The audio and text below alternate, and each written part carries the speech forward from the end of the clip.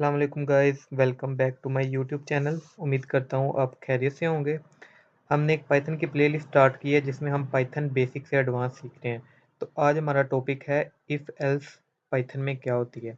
If else statement allows the program to make decision based on the condition and execute specific block of code accordingly.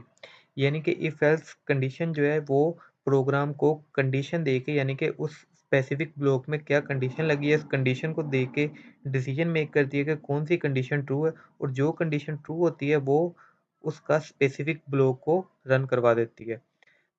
तो ये 4-5 symbols हैं, operators हैं जो हम if else में use करेंगे। ये greater than, greater or equal, less, less or equal, double equal to. तो चलते हैं इसके प्रैक्टिकल की तरफ कि हम इफ एल्स को किस तरह यूज़ कर सकते हैं। तो मैं एक वेरिएबल लेता हूँ age. Age is equal to 18। मैंने एज को 18 ले लिया है।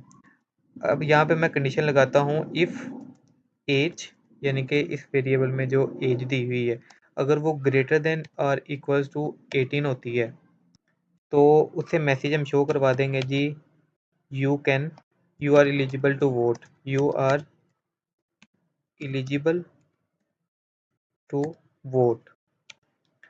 ये हमने E L, eligible to vote, और एक एल्स कंडीशन लगा देंगे, एल्स, और इसमें प्रिंट करवा देंगे जी, यही चीज़ प्रिंट करवा देंगे, you are not eligible, you are not eligible to vote. इसमें हमने क्या किया है, हमने एज नाम का वेरिएबल लिया जिसमें हमने 18 स्टोर करवा दिया, यानी कि एज है 18। हमने कंडीशन लगाई है अगर जो एज है, यूज़र जो एज देता है, तो वो अगर 18 से ज़्यादा है या बराबर है 18 के, तो उसे मैसेज शो करवा दो जी, you are eligible to vote. अगर उससे कम है, 18 से कम है, तो उसे शो करवा दो you are not eligible to vote. तो मैं इसे रन करता हूँ। तो ये देखें, जैसे मैंने इसे रन किया, एज हमने 18 दी थी, 18 यहाँ पे हो गया, 18 इज़ ग्रेटर देन, 18 जो ग्रेटर देन नहीं है बट इक्वल टू 18 है, तो इस वजह से उसने ये वाला ब्लॉक एग्जीक्यूट किया और उसमें मैसेज था you are eligible to vote. अब देखें, अगर मैं यहाँ पर 15 कर देता हूँ, ठीक है, तो ये कंडीशन फॉल्स हो गई है। तो ये देखें, 15 इज़ ग्रेटर देन नहीं है, ना ही इक्वल टू 18 है, तो ये फॉल्स हो जाएगी और वो एल्स कंडीशन पे आ जाएगा। एल्स में क्या है, you are not eligible to vote. तो जैसे मैंने इसे रन किया तो ये देखें, अब इसने मैसेज कौन सा शो करवा दिया, you are not eligible to vote. ये थी एक सिंपल सी एग्जांपल। अब हम एक और एग्जांपल देखते हैं जिसमें हम ग्रेडिंग सिस्टम देखेंगे, यानी कि स्टूडेंट अपने नंबर एंटर करेगा और वो देख सकता है कि मेरा कौन सा ग्रेड है। हम यूज़र से इनपुट लेते हैं जी, marks is equal to float input, enter your marks, enter your marks. ये हमने यूज़र से इनपुट करवा लिया। अब मैं कंडीशन लगाता हूँ जी, इफ़ मार्क्स जो यूज़र इनपुट करेगा वो ग्रेटर या इक्वल टू 90 के हों, तो हम उसे मैसेज प्रिंट करवा देंगे जी, ए ग्रेड, ए। ठीक है, अब दूसरी कंडीशन लगाता हूँ, एलिफ। अगर हमने मल्टीपल कंडीशन लगानी हो, यानी कि दो कंडीशन ना हो, ऊपर वाली एग्जांपल में हमारे पास बस दो कंडीशन थी, या तो 18 से बड़ा हो सकता है या नहीं हो सकता। इसमें हमारे पास मल्टीपल कंडीशन होगी, तो मल्टीपल कंडीशन के लिए हम एलिफ यूज़ करते हैं। एलिफ मार्क्स ग्रेटर देन या इक्वल टू 80 होंगे, तो वो मैसेज शो करवा देगा प्रिंट, यानी कि बी ग्रेड। फिर तीसरी कंडीशन लगाता हूँ, एलिफ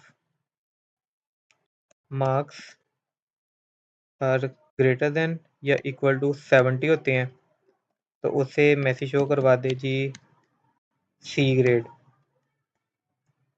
उसके बाद एक और बना लेते हैं इसी की, एलिफ मार्क्स ग्रेटर देन और इक्वल टू 60, तो उसका ग्रेड हम लिख देते हैं जी, डी ग्रेड, डी। और इसके अलावा बाकी जो सा मर्जी वो नंबर एंटर करता है तो उसे हम कर देंगे जी, एल्स कंडीशन लगा के फेल, एफ ग्रेड दे देंगे, एफ। अब देखें, अब जैसे ही मैंने इसे रन किया है तो मुझसे मार्क्स पूछ रहा है। अगर मैं इसे मार्क्स देता हूँ जी 100 में से 67 देता हूँ। 67 किससे ग्रेटर देन है? 60 से, ये वाला। ये हमारा, ये देखें, वो यहाँ से 67 देखेगा, 67 लेस है 90 से, ये कंडीशन फॉल्स होगी। फिर यहाँ पे देखेगा 67 80 से भी लेस है, ये भी कंडीशन फॉल्स होगी। 70 से भी लेस है, ये भी कंडीशन फॉल्स होगी। अब यहाँ पे देखेगा 60 से ग्रेटर है, तो इसे वो एग्जीक्यूट करेगा और इसका हमें डी उसे शो करवाना चाहिए। तो जैसे मैंने इसे एंटर किया तो ये देखें इसने मुझे डी ग्रेड उसका शो करवा दिया। अगर मैं अब यहाँ पे मार्क्स दोबारा मैं एंटर करता हूँ, यहाँ पे मैंने 23 एंटर किया है। 23 एंटर करने के बाद ये देखेंगे 23 जो है वो ग्रेटर है, ग्रेटर नहीं है 60 से, तो ये कंडीशन फॉल्स हो जाएगी। सभी कंडीशन फॉल्स होंगे तो एल्स वाली कंडीशन है, एल्स वाली कंडीशन रन होगी और ये मुझे एफ ग्रेड दे देगा।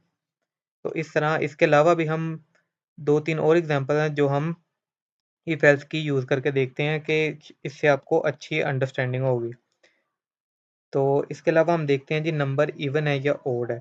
अब हम इसी तरह यूज़र से इनपुट करवाते हैं, A is equal to int input enter a number, enter a number. तो उसके बाद हम देखेंगे जी, अगर तो वो ए, हम चेक कर रहे हैं कि नंबर इवन है या ओड है।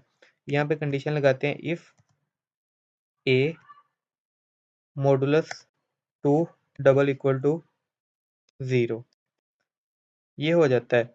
यानी कि ये कंडीशन लगाए जो उसने नंबर दिया है, यानी कि अगर वो नंबर दे देता है जी 10, 10 का मॉडुलस, मॉडुलस होता है इस जिसमें रिमाइंडर अगर 0 के बराबर हो, अगर तो वो नंबर जो है पूरा पूरा डिवाइड होगा 2 पे और उसका रिमाइंडर आएगा 0, तो इसका मतलब है जी वो नंबर है इवन।